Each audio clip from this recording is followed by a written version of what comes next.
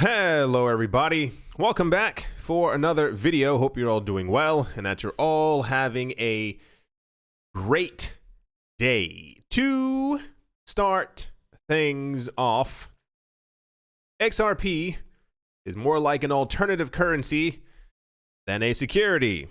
So it was said by the former chair of the US Commodities Futures Trading Commission, or the CFTC, in an op-ed for the International Finance Law Review.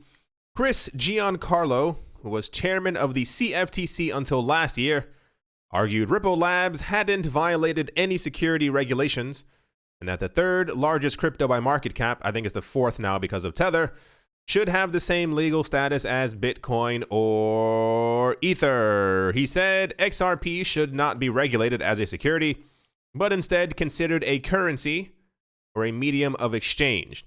He wrote with Conrad Bulk of international law firm Wilkie Farr and Gallagher. They said XRP doesn't hit any of the prongs of the Howey test, a landmark case that defines what is considered a security in the United States. According to Giancarlo and Bulky, XRP was never marketed as a security, nor were investors promised any returns. The token has a very specific use case for liquidity and settlements. Ripple has never offered holders any rights of ownership or share of the profits. This is, he argues, no investment contract or formal relationship that exists between Ripple Labs and XRP token holders. But the linchpin in his argument appears to be that there's a divergence between how Ripple has defined XRP and what token holders themselves actually use it for. And I think there was another part down here somewhere. Is it actually even here? No,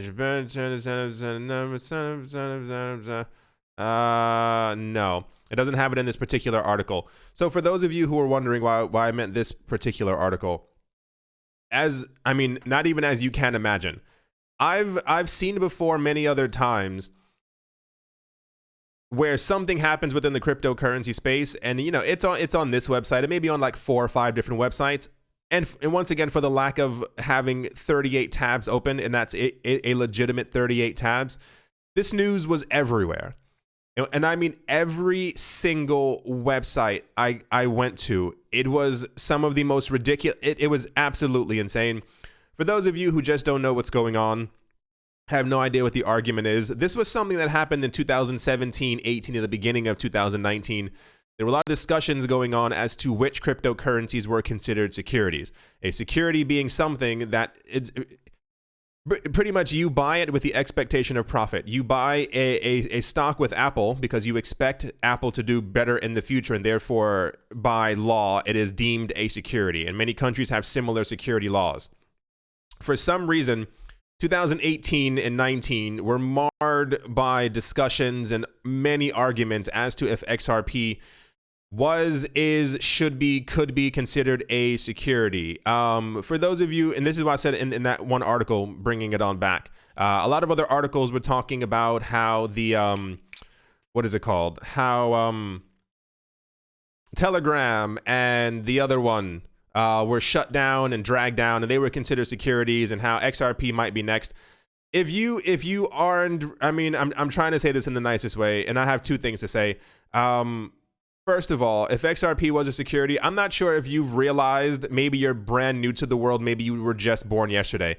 If you haven't seen how hard the US has come down on securities within the United States in the last 2 or 3 years, I assume you don't realize at this point that XRP probably is not going to be considered a security. The other point to be made is, who the hell cares?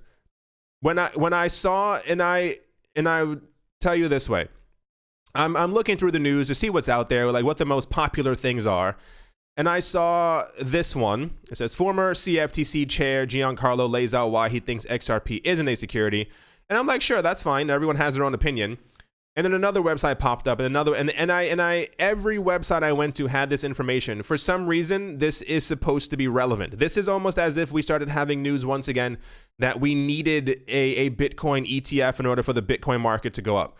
No one cares. None of this is important anymore. I think it's safe to say, regardless if you like XRP or not, it's probably not going to be deemed a security. The SEC has shark hunted every single company that filed an IPO, that filed a new so-and-so, that had anything to do with the potential of being a security. It's also safe to assume that if you haven't seen the member of boards or the board members for Ripple, they have people from the CFTC, the SEC, and from every other regulatory agency.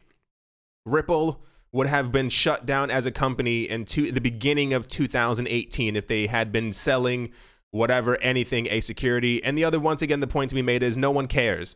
This is incredibly old news. The fact, you know, it's relevant in that the former chair of the CFTC came forward and said, oh, you know, here's what I think. That's totally fine. The fact that this news was all over the place is just completely nonsensical. This is, once again, it goes back to the nonsense that grown men write these articles, and they, for some reason, are obsessed with the fact that the XRP could be considered a security, or that it could in some way have a detrimental effect on its price. There was one article, I don't have it up here because it would have given me an actual migraine. It said exactly what I just read out. CFTC chair says it's not a security, and you continue reading through the article and it's like, but it actually might be a security because this happened because so and so and so and so, and our experts and our analysts are saying that if it is a security, XRP will drop by 89%, which can be detrimental to the company Ripple and them launching an IPO. And I'm like, what's wrong with you? Like, what's wrong with all these people? Why is this the topic? No one cares. Even people who are holding XRP don't care anymore. This discussion is completely out of the window. I don't know if it's just people simply looking for an article to write. Maybe they were very bored. Maybe they have nothing to do better in their lives. Who cares? No one cares. If this ever comes up again, unless it's definitive that someone from the CFTC or the SEC says yay or nay, that's the next time it will be covered. Like, type it in right now. Go to Google, take out your phone, go to any search, whatever, if you have the time. Type in XRP security and do within the last 24 hours. Your phone's going to explode. Anyway, that's the news that's all over the place, and no one should really care news. And without further ado, we're going to move on. Next up, here's a really interesting one. The Stellar community is gearing up to vote on a raft of new network updates that will give exchanges, cryptocurrency exchanges, greater control over how digital assets are traded on chain. In a vote planned for later this week, anyone running a Stellar node will be able to decide on whether to pass a series of proposed updates, known collectively as Protocol 13, that will create a new authorization function for entities such as exchanges to enforce local regulations. Once again, they're going to vote if they should give crypto exchanges more power to enforce regulations. They said often issuers of regulated assets want customers to be able to trade their assets, but they also need to exert a high level of control over who can hold them, how much they can hold, and under what conditions they can sell or buy more. That sounds great for a decentralized world. That sounds great to be able to say that crypto exchanges should be able to regulate who and who cannot buy. Known as fine-grained control, the new update means entities such as exchanges can set specific conditions for each and every digital asset traded on their order books, while Stellar already allows entities to prevent an account from purchasing a particular asset. That sounds great as well for a decentralized world. Stellar already allows entities to prevent an account, that could be you, from purchasing a particular asset. The way it works presently is it also cancels any existing otherwise legitimate orders that account may have already made but hasn't been settled. So if you try to buy something, the exchange can simply say no, even if they are, or it is, a legitimate order.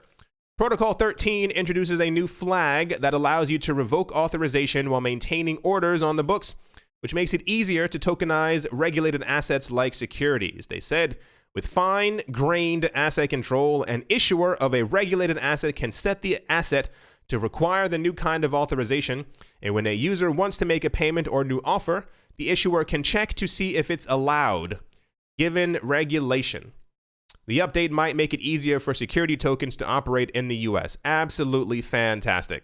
I said what I said about Stellar last year, and a lot of people used to. It's funny now that I even realize the actual spacing of the articles as far as the XRP and the Stellar thing. When Stellar burned, what was it, hundreds of millions, billions of their own coins last year in an attempt to pump the price, or their reasoning was that they did it to what was it, to help shareholders, or to help I forgot what their exact reasoning was. I was like, this doesn't look good anymore. The entire idea of Lumens and Stellar was to be a more decentralized form of Ripple and XRP, and therefore you'd be able to do whatever you want on their network, and then they burned a huge portion of their own tokens, which completely goes against what a decentralized anything is supposed to be. To think of proposing something that would allow crypto exchanges to better enforce regulations on a decentralized protocol or anywhere is just absolutely maddening. I have a feeling that a lot of this is being done behind the scenes, because now this is how I feel, just based off of the quintillion news articles I've read over the last couple of years. Stellar isn't very relevant anymore at the moment. We don't hear about it that much anymore. It has... Many other coins have taken its place, whether that be Cardano, Tron, Ether. I mean, many of the other coins, Chainlink, any other coin that's really been prominently in the news, we don't hear about Stellar as much. The last time we really heard about Stellar was when IBM picked them up to use the Stellar blockchain, and then we found out that they were going to be doing this instead, and they'd be forking Stellar to make their own, and yada, yada, yada, yada. I feel like a lot of what's been going on, at least for the last 12 months with Stellar and Lumens, is that they're trying to find relevancy within the place, and one of their efforts may simply to be, let's make it so that people can either issue security tokens on top of our platform and or use us as a more regulated space for finance. Because don't forget, the original intention of Stellar and Lumens, for those of you who for some reason continue to hate Ripple and XRP, is to work with the banking sector. I'm pretty sure they still have it on the front page of their website. Their intention is to work with regulators and to work with banking authorities. Anyway, yeah, very, very weird. We'll see what happens. No one, I'm not lying. No one talks about Lumens anymore. And if you can find one example of someone talking about Lumens on the 13th of May of this year and no other examples, then by golly, good job. A lot of coins have fallen into obscurity. A lot of coins aren't really spoken about anymore. And I mean, to be fair, they're probably going to try and use this as a way to make sure that they remain relevant. Because if other companies in other countries are going to start potentially issuing their own central bank digital currencies sometime over the next 2 to 3 years, if not trying to start it this year, and they can say, hey, we have a regulated spot for you. We've been around for years. Our chain is strong. Use this instead. Then there we go. That's the Stellar news. And let's move on. All these stories kind of tie into the last one. David Wild IV, who is known as the father of the Jobs Act, believes that the United States government had to move to stamp out Facebook's Libra stablecoin. Here's a chart for the number of users on Bookface since 2008. It's a straight line going up. In an interview with Cointelegraph, Wild said that when he first heard about Zuckerberg's initiative, he knew right away that the government needed to step in. He said, when I heard what Zuckerberg was going to do, and this was before the government clamped down, I said the government's got to do something here. And it was picked up by the House Financial Services Committee not long after, like a month later, and I'm not surprised. Wild believes that, considering that Facebook has a 2.5 billion user base, its stablecoin could have presented a real challenge to the dominance of the US dollar. Isn't that insane? Imagine creating... Facebook came out like 2005, 2006, somewhere around there.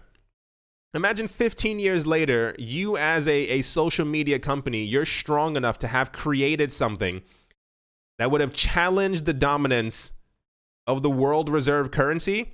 Think of how weak the world reserve currency is, that it's going to be challenged by a website where people post photos of cats and dogs and of their families and of their feet when they're on vacation. The fact that this was going to be issued through a foreign entity would mean that the US government would have little control over it. He said, I mean, because of the sheer magnitude of Facebook and the implications of effectively creating a de novo basket of currencies that could serve as a central bank authority to some degree, I thought it had such profound implications that we had to put the brakes on it. They had to get Zuckerberg to come to Washington and start to understand broadly these questions. When it comes to Telegram's beleaguered ICO, Wild believes that the government's main motivation was not stamping out a potential competitor to the dollar, but rather the need to protect investors from an unlawful security offering. That's also a lie. It says the government has a catch-22, a Hobson's choice, which is you've got a lot of investors and you really go after the company really aggressively. Do you do more harm than good to those investors? And so I think the Securities and Exchange Commission in general has struck a very good balance. The SEC destroyed any single crypto. The only thing that was left unscathed that had an ICO was Ethereum. And even to a larger, lesser degree, the people from EOS also had to pay a fine for also having an ICO. And the only thing that really got them out of it is that they had actually migrated their initial EOS token to an EOS blockchain token, and therefore, because it was on a different blockchain, I think I forgot how much they had to pay in legal fees, but it was something in the high millions. It was like $50 million or something like that. It says you look at some of the fines they have meted out, they haven't been crippling. Oh yeah, they have. They've destroyed every other ICO that tried to launch. Every other ICO is completely gone, unless when they were first ravaging and destroying the first 50 ICOs, these companies then ran to the SEC and said, "Oh, please have mercy on our ICOs." The point is, when you talk about the actual, this is why this is going to be a constant conversation for a very long time, regardless of what Bitcoin's price is going to be. The cryptocurrency market, governments have been actively trying to get the cryptocurrency market under their control for a very long time. A lot of the decentralized coins that they have no actual control over have either been manipulated in price in some sort of way. I would not be surprised, speculatively, me speculating, if behind the scenes governments have also been trying to manipulate the prices of crypto as well to try and either smack them down, slam them down, get rid of them, whatever the actual case might be. Don't forget that we've had congressional and senatorial hearings on the idea if Bitcoin could get rid of the US dollar. Never forget these meetings. And these were years ago, before Bitcoin even got the amount of attention that it's currently getting right now. They're going to continue to try to do everything they possibly can to make sure that anything digital is clamped down. This is why we keep seeing a huge rush from governments to create their own digital currencies. They're not cryptocurrencies. These things are not permissionless. They're going to be the exact same thing as the paper currencies that we have right now, except there's going to be a lot more control over them. It's just a very weird time. There's so many power grabs that are happening, and this isn't saying that Libra or Facebook should have the right to be able to be their own central bank entity, but it's almost like a why not at this point. If the US dollar is the world reserve currency, and it's been this way since like 44, 45, 46, somewhere around there, was that 16? It's about 80 years, give or take. You'd assume that nothing would be able to take it down and or question its authority at this point. 15 years that Facebook has been around. They decided last year that they were going to launch a coin, and everyone around the world completely lost their minds. Imagine how, if that means that there's fragility to the US dollar, just imagine how fragile other currencies are in the face of Facebook potentially. I mean, it's a pretty dystopian world if Facebook had become the, its own central bank and, de facto currency. But it also then leads the question to how, if this is how they fought Facebook, because they see that it has a 2.5 billion user base, imagine what they're going to try and do to Bitcoin when they realize that there are 300 million people who own Bitcoin. That Bitcoin's price is at 75,000. I assume we're going to have a lot of campaigns waged. We've already seen them, and Bitcoin struggling to pass by 10,000. Imagine when we actually do pass by all these crazy, wonderful numbers. The amount of things that we're going to see from governments. And I assume even a lot of the ones who've allowed it, they're going to try and ban it all over again. But they don't. Anyway, yeah, no one should be surprised. We also had the news, what was it, last year? That the only reason, once again, why we had Bitcoin futures was to actually try to destroy the price of Bitcoin. And this was let through by the US government because they were like, well, we got to do something, because I think their reasoning was that the Bitcoin market was far too optimistic and they were afraid of the price going any higher. That's why Bitcoin futures got pushed through before anything else, because it was a way to bet against the market. Fun times. Fun. Next up, the Bitcoin and Ethereum peer-to-peer trading platform known as LocalCryptos announced that Litecoin trading is now live on its exchange. LocalCrypto users will be able to buy and sell Litecoin with 0 fees until the 18th of July as a way of celebrating the listing of the digital silver. There's their tweet right there. LocalCryptos was formerly known as Local Ethereum before it rebranded late last year and added support for Bitcoin. Why would you only... whatever. Now it's expanding its offer even more. In mid-February, the exchange put its move up for a community vote, allowing its users to determine which coin would list next. It's either Dash, EOS, or Litecoin, with Litecoin coming out on top. This is happening and gaining popularity. Not that they added Litecoin, but platforms like this, I'm scratching my eye, it hurts. Because... what was the other one? Local Bitcoins with an S has become incredibly popular all around the world over the last 2 years, as many countries have been destroyed by hyperinflation and many other people are trying to look for ways to be able to acquire cryptocurrencies. They've been using local Bitcoins. But I think in Nordic countries and a couple of other ones, I can't remember exactly where they were, they've been clamped down on and have been told that if you want to enter this platform or use this platform or buy, sell, trade, hold, whatever cryptocurrencies, you have to go through AML, KYC things in order to be able to have these purchases, which defeats the purpose of local Bitcoin. So this is why we have other platforms like LocalCryptos coming out of the woodworks as well and becoming quite popular, because, you know, these are decentralized currencies. No one controls them. There's no one entity or human or whatever controlling the entire network. So people are trying to, you know, I mean, whatever. You understand how these things work. People are trying to accumulate as much crypto as possible because they see that the world is a mess. World economies are going absolutely insane. I read an article before I started this video. There was a major economist. There are multiple of them as well. Like, there's not just one at this point, who predicted the crashes of 87, of 2000, and of 2007, 8, and 9. They're all coming forward and they're like, the stock market doesn't make any sense. They're all expecting an 80 to 90% drop of the stock market within the next couple of weeks. They say like there's only so much pumping that can be done by governments. And they also keep warning that retail investors, like normal everyday people, are aggressively pumping tons of money into the market because everyone's trying to time the drop like they did in... Remember, you know, the whole conversation when the drop happened in 2008, normal everyday people didn't want to get into the market. The market slammed down. Everyone was like, oh, it's never going to rise again. And then it started pumping back up. And if you looked at any documentaries, news articles from around 2011, 2012, the amount of people who got rich around here when the market was completely at its lowest, astronomical amount of people became 100,000aires and millionaires. People made tons and tons of money. It was because they found the bottom. You know, the prices are extremely low. When we dropped in March, everyone was like, okay, this is it. This is as low as it's going to go. But that's when the timing of it was, I mean, pay attention. That's when the Fed came forward and they were like, okay, we're going to dump tons of money into the market.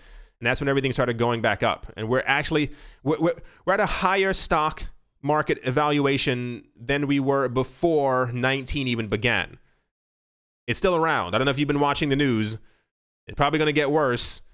So a lot of anyway, the point is the world just doesn't make a lot of sense right now. And as it turns out, a lot of people are like, oh, maybe we should be buying crypto because that seems like one of the safest things right now, as the economies just don't really make a lot of sense. So good job on adding Litecoin. I assume they'll add other ones in the future. I was laughing before because it was called Local Ethereum. The name even sounds kind of, you know, janky. Local cryptos just make a bit more sense. And of course, they're going to start adding more coins because they want to make more profits, and people are interested in more than just Ethereum. Anyway, that's that news. Good job to them. I assume they'll be adding more coins relatively soon. And let's move on. Next up, South Korean Central Bank, the Bank of Korea, has set up a committee of 6 people to probe the legalities pertaining to the launch of a central bank digital currency. Central bank digital currencies, popularly known as CBDCs, have evidently become a new field of interest for many countries. While authorities have been dissing the first and the largest, who wrote this article, Bitcoin, they seem to like the idea of it. Even though it defies the basic norms of cryptocurrencies, which is decentralization, several countries seem to be rolling out coins to try to replace Bitcoin. That part is true. While many countries like France, Thailand, and Turkey are still looking at or into the benefits of central bank digital currencies, China has already made headway into the same. Several reports even suggest that the country could roll out a central bank digital currency any day now. Yeah, I think the news that we had was June. That was the news. They wanted to apparently do it before Libra launched.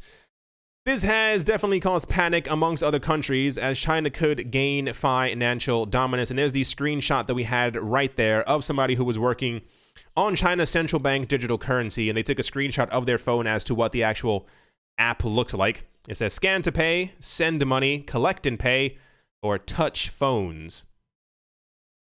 In a more recent update, the land of morning calm, South Korea seems to be taking a leap into exploring central bank digital currencies. Even though the bank suggested that it wouldn't issue a central bank digital currency anytime soon, it went ahead and rolled out a program to test the digital won. The Bank of Korea, South Korea Central Bank, recently shared a press release revealing that the platform has set up an advisory assemblage to particularly investigate this inherent legal issue of issuing a central bank digital currency. This committee was reportedly set up on the 15th of June and even held a launch ceremony. Is anyone surprised? Every country is working towards doing this. They're looking towards finding ways, especially right now, of gaining as much control as possible. This is a power grab time. We are in a power grab year. Anything you can do to strengthen your power, this is the time to do so. This isn't me telling some government like, hey, this is your time. It's more like this is when, think of the timing, think of the movement of all of this. Anyway. Yeah, of course they are. There are many other countries as well who are also proposing either the issuance of or making committees to start thinking about the creation of their own central bank digital currencies as well. Of course this is going to happen. This isn't not going to happen. Logic. Anyway, that's that news. I still give it about 3 years before they really, rather, under the current circumstances, I give them 3 years. If Bitcoin at some point in the next 2 years actually manages to pass by $50,000 US and gets $1 trillion market cap, expect the very next day to start getting news about banning Bitcoin and or the rapid creation and or releasing of these CBDCs, because Bitcoin. Yeah, let's move on. And to finish things off, the CoinMarketCap chat feature offers individual channels for the 200 biggest assets where members of these communities can communicate. The popular crypto ranking platform CoinMarketCap has launched a chat feature on its website. According to an official announcement, users on the website can now not only keep track of all their favorite cryptos, but also communicate with other members of the crypto community. The CoinMarketCap chat feature offers a different chatting experience, wow, from what is obtainable with other platforms. Specifically, the 200 biggest assets on the platform have individual channels, oh gosh, where members of these communities can communicate. However, the chat provisions don't run perpetually and are only open when there is a big enough activity, such as price movement for such asset, okay? In addition, each time there is something important enough to keep the channel open, it does only last for 24 hours. Okay, that's actually actually not terrible. The CoinMarketCap, and I'll tell you why. The CoinMarketCap chat encourages the general public to share ideas, opinions, and theories as to why the price movements happen whenever they do. And to the moon. Channel restricted and would be only perpetually. Allow members of the community to talk about anything and everything crypto. So first of all, moving backwards, my first thought, this is a terrible idea. Why is this a terrible idea? I'm sure people are like, this isn't a terrible idea, decentralization. If you've never looked at my comment section, if you've never been on crypto Twitter, if you've never been on crypto Reddit, save yourself the time and don't ever go to these places. These are some of the most toxic places in the entirety of the universe. If you took a spaceship and went to every planet and looked for more toxic substances, you would not be able to find them anywhere in the entirety of the universe. And I said it's smart that they have individual channels because I thought it was going to be like one big gigantic chat. There was one cryptocurrency exchange years ago. I don't remember what it was called. I tried using it and I eventually chose not to. One of the main reasons was over on this side, they had like a chat feature. Whereas you're trading, you could talk to other people and say, hey, I think this coin's about to do well. I think this coin's about to so-and-so, because you assume that people would logically, want to help each other out or, have good intentions. The chat was simply filled with buy Hapoopaloop coin and buy this coin, buy my so-and-so coin. It's about to do, and I mean, it was just spam. Like you couldn't even read the actual chat because it was flying. It was just tons of people trying to make sure that they were pumping their own coin. It was one of the worst things I had ever seen in my entire life. What would end up happening is, and even on these chats, and I'm going to tell you completely honestly, if you've never seen a crypto chat thread where people are discussing something, the first 3 comments may have the best of intentions. Hey everyone, it looks like Bitcoin's about to dip. Hey everyone, so-and-so's about to happen. Did you all hear about the news that XRP might not be considered a security? The first 2 comments will go, oh, that's really great. I've been looking for news like this. Thank you a lot. The 4th comment will always be FXRP. And then from there, it just spirals out of control. So I'm interested to see exactly how this is going to turn out. I assume, or rather, don't be surprised in 2 or 3 months if this feature gets shut down. People within the cryptocurrency community sometimes, a lot of times, are terrible. I'll tell you that completely to your face. I don't care who you are. I assumed a lot of times that there'd be a lot of solidarity. The entire point of crypto is that we're all supposed to come together and make sure that our market survives and that we kind of help each other and we, do the best to keep the cryptocurrency community thriving. A lot of people here are absolutely horrible, and I'm sure you've seen them as well in the comment section. I don't think a lot of these people are even like watchers of my channel, but the time that you would, the fact that you would take time out of your day to make sure that you put down other people or to make other people feel horrible is, so I assume these chats are going to be completely insane. And this is why I think it's actually very smart, probably why they did this, that it's only open for 24 hours. Because, if you have something to say, you say it, and then the channel goes down, and then when something important happens again, then it reopens back up so that you can start a new conversation. Because man, oh man, I'm not sure if I mean really. And I was gonna say if you have the time, go take a look and chat and see what's going on. Don't. It'll make your day very, very sad. We've had days where Bitcoin has gone up, weeks. Bitcoin has gone up by 25%. The price looks absolutely great. The comment section is Bitcoin's terrible. Why is anybody using it? It's just tons of negativity. I don't know what's going on in a lot of people's lives that you feel the need. Like, go outside, go for a walk. Like, find someone to talk to. Like, there's no reason to be this negative all the time. Here's the actual announcement from the CoinMarketCap blog. CoinMarketCap has also been a lot in the news lately, and I've refused to cover it because it just spreads negativity. I think they were acquired by Binance for a huge amount of money, and people are like, why isn't XRP number 3? Why isn't this coin number 1? Why isn't so and so and so? Binance is, and I'm like, just stop, please stop, please. You're all pushing so many people out of the cryptocurrency space with just waves of negativity. Like, I love crypto. I love investing, and sometimes it's even difficult for me to be in this space because of the constant, like, the toxicity it's disgusting. It's way too much. So I'm going to assume this is going to be shut down within a couple of weeks because the amount of things that are going to be said on these actual channels. Anyway, this was very popular news that CoinMarketCap is releasing a chat feature by all means, go for it. I hope it works out. Anyway, yeah, let's move on. As always, a very special thank you to my Patreon supporters: Professor Wally from Gunbot University, Oscar Maldonado, Utopia569, Yasha Harari, Moonman High XRP, The Pothead, Joshua Vineyard, Martin Steuer, Chongo Lolo, Tsongo Lolo, Nostromo, John Sarson, The Animal Reader, A Bibliophobia, Todd Mullis, Adam Graysick, Moher Maroni, Master Ventures in Thailand, Jared Schneider, Wise Night Owl, 242 to the World, Crypto Joe, Bankroll Network, Adobo, Crypto Artist, Cold E3D, Nicholas Renault, One Piece, One Love, Damien, Setsuna, Nick, Kanaya, Richie, Richard III, Vlad the Impaler, Paxis, Nick Mangia, Lavori, Anthony Charles, Jim Garner, Jeremy Fox, Minting Coins, Miller, his chest every day, and Kyle Skips Leg Day.